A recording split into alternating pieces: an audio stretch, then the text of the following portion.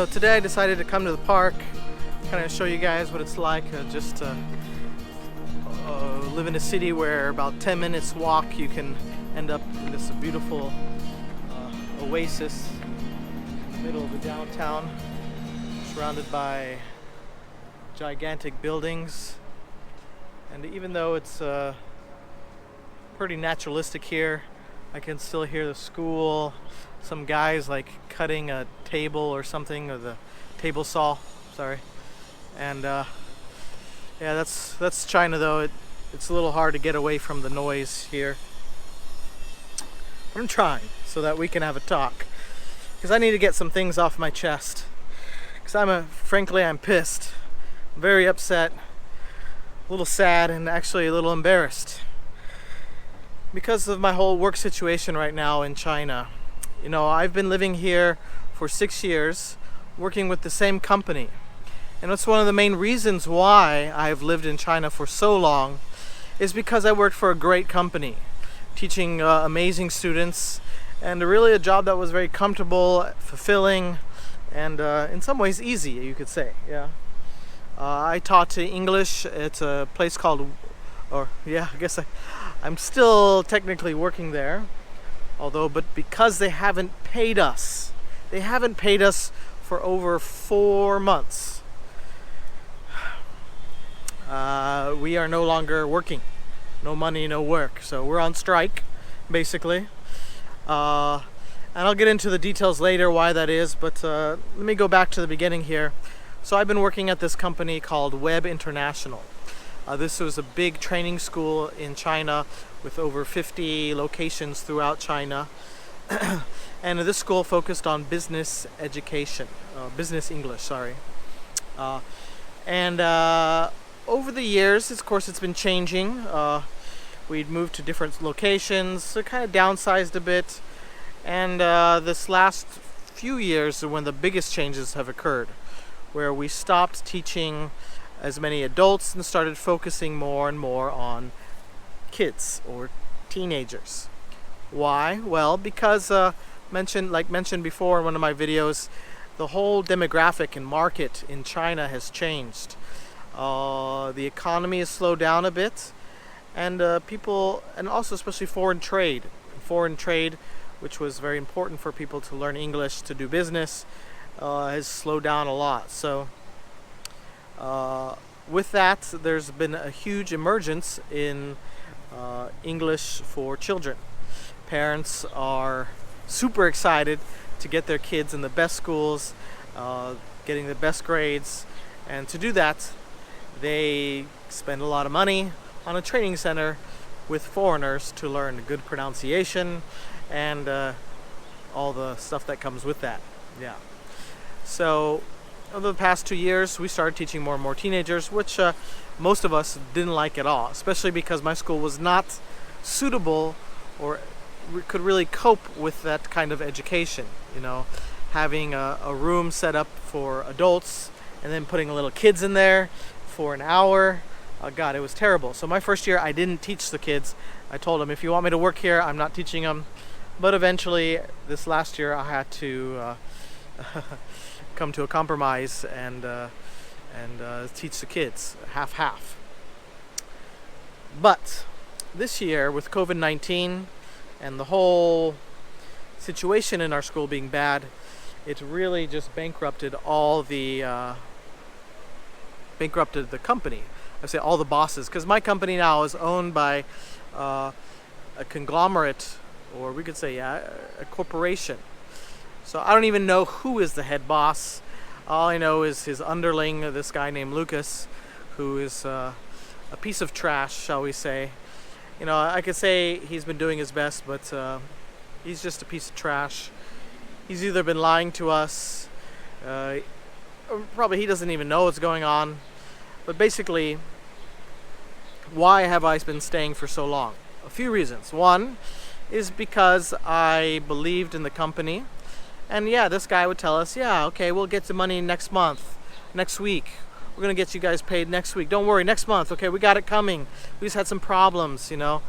And of course, we didn't quite believe him at any point, but he'd meet us face to face, tell us it's going to happen. And why not? We're still working. There's students are still coming. This is not a third world country supposedly. So yeah, they'll pay us, right? The government won't just let that go on forever, or so we thought. So that's one reason, because I trusted them, I trusted the company, and of course the students. I love my students. They paid the money to have their